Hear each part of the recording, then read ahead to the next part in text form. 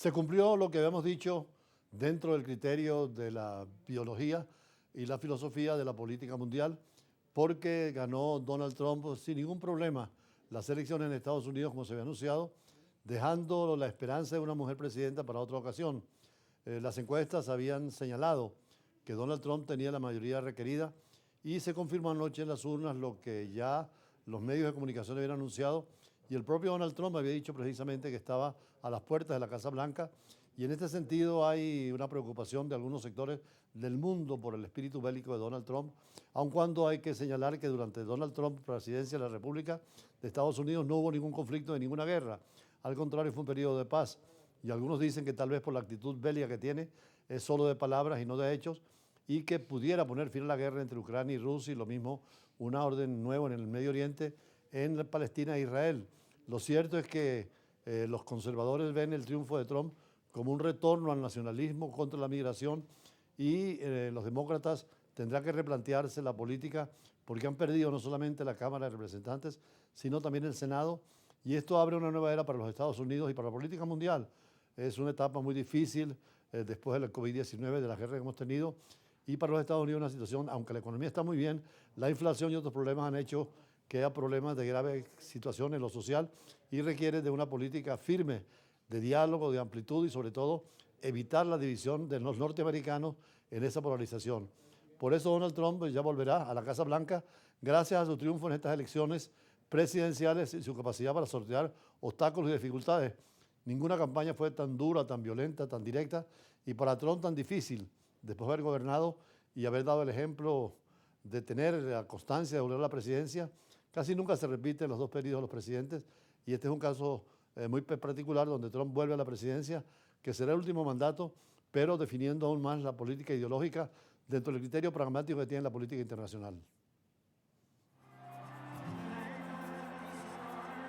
Ha sobrevivido a todo: una condena penal, 4 inculpaciones y 2 intentos de asesinato. Y aunque su caída fue anunciada 1000 veces, Donald Trump supo sacar provecho de cada uno de esos obstáculos y volverá en 2025 a la Casa Blanca. Parte de los republicanos lo abandonó después de que decenas de simpatizantes del magnate asaltaran el Capitolio en 2021. Pero en 4 años, el millonario de 78 años recuperó un control total sobre el partido y supo mantener el respaldo de sus partidarios. La imagen del expresidente levantándose con el rostro ensangrentado y el puño en alto, tras ser blanco de un intento de asesinato durante un mitin en julio en Pensilvania, se convirtió en la más impactante de la campaña.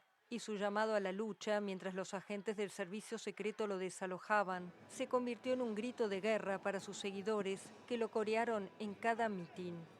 Se le cuestionó la elección de un vicepresidente divisivo, su retórica autoritaria, un discurso plagado de teorías conspirativas, mentiras sobre los huracanes e insultos a su oponente Kamala Harris.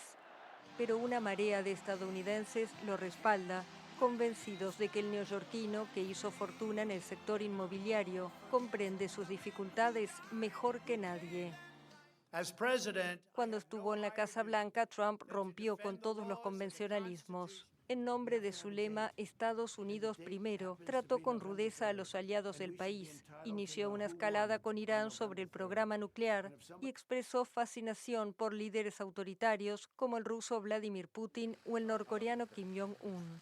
Logró escapar en 2 ocasiones a intentos de destitución, pero no pudo ser reelegido en 2020, una derrota frente a Joe Biden que nunca reconoció. En su nueva campaña volvió a presentarse como un antisistema cercano a la gente, muy crítico con las élites de Washington y en guerra con la inmigración irregular. Condenado por un delito penal a finales de mayo, el nuevo presidente tiene 4 inculpaciones pendientes. Pero nada le impidió su nuevo triunfo, que lo convierte en el presidente de Estados Unidos de más edad en ser electo. Trump es además el primer mandatario desde 1893 en obtener un segundo mandato no consecutivo.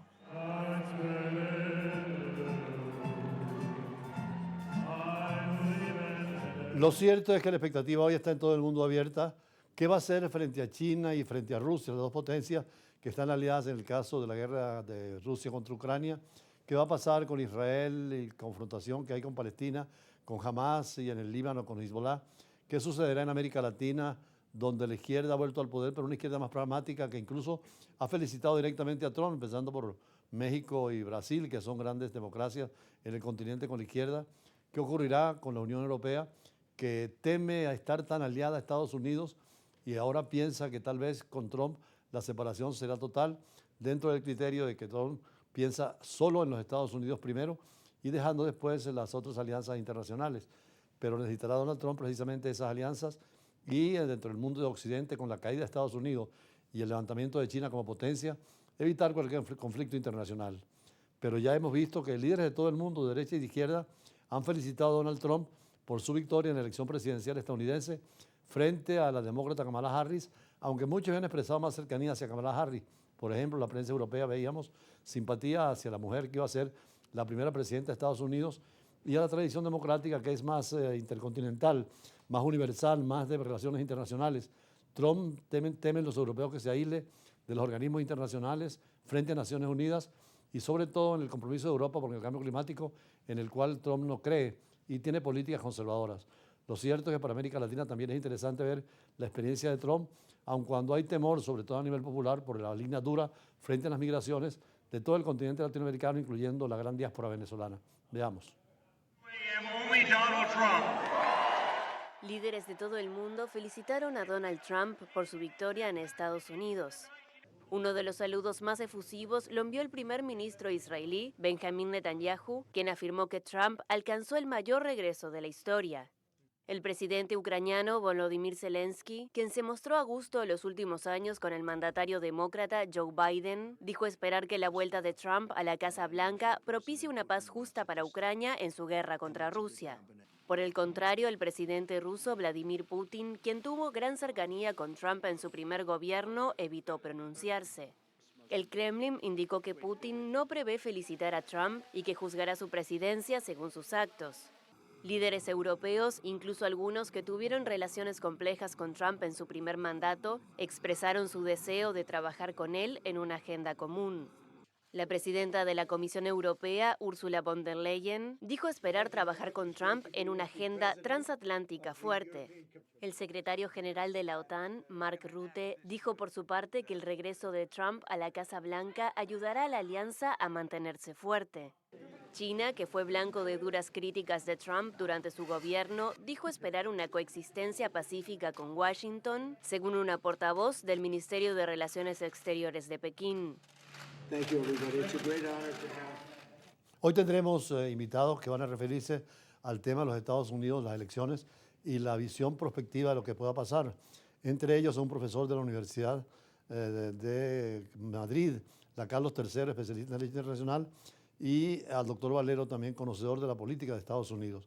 Por eso, antes de la entrevista de ellos, vamos a hacer un breve análisis sobre estas elecciones y seguiremos con el tema del día de hoy, que son las elecciones y la nueva presidencia de Donald Trump.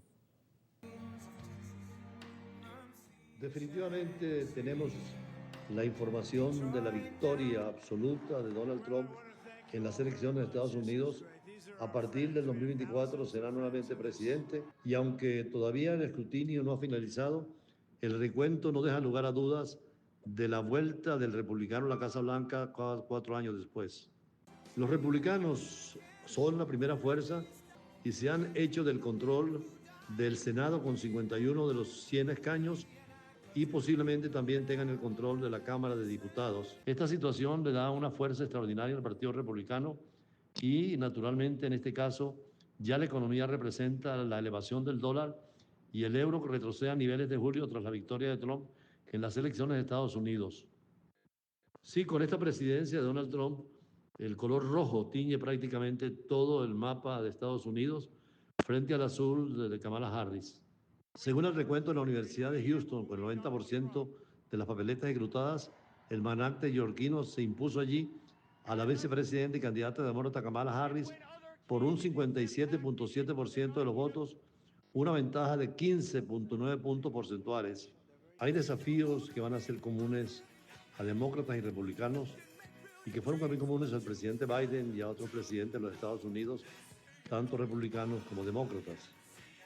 Es fundamental que el próximo gobierno termine con la polarización, la división entre demócratas y republicanos es profunda, afectando la gobernabilidad y la cohesión social e incrementando las divisiones entre el poderío de los Estados Unidos en lo interno y en lo internacional. Es importante ocuparse del cambio climático porque la crisis climática requiere una acción urgente y coordinada, tanto a nivel nacional como internacional. A pesar de las ofertas más abiertas del gobierno demócrata, el presidente Trump tendrá que tener un cambio en la política que ha tenido para darle importancia a lo ambiental. La competencia geopolítica, porque hay rivalidad con China y Rusia en términos de influencia global, obliga a los Estados Unidos a tener una política cercana a la Unión Europea dentro de la OTAN y también en la aproximación a América Latina, al mundo árabe y África. Especialmente en el mundo árabe, la gestión que puede hacer es de paz y de negociación entre Palestina e Israel e igualmente con Irán y Arabia Saudita para evitar cualquier conflicto de carácter internacional. No se puede tener una política falta de humanidad frente a la migración, porque toda la inmigración a Estados Unidos, todos los líderes han sido hijos de migrantes, el propio Trump y la señora Harris son el símbolo de esa mezcla de razas en los Estados Unidos, que tiene que seguir abierta a la cultura, a la inversión, a la participación de otros seres, de otros planetas, de otros países, y especialmente con una política anti-América Latina y a su migración, ayudando al desarrollo de nuestros países. La política exterior debe ser más dinámica, tener menos enemigos a nivel internacional, cambiar la visión imperial de las potencias antiguas hacia una forma de colaboración, no solo en el plan militar como la OTAN, sino también en el plan económico y social con la Unión Europea, con los países de África y Asia, con el Medio Oriente y especialmente una relación nueva y dinámica con América Latina. Naturalmente que tiene debilidades en estos momentos la nueva presidencia de Estados Unidos por la creciente desigualdad económica que puede generar tensiones sociales y políticas.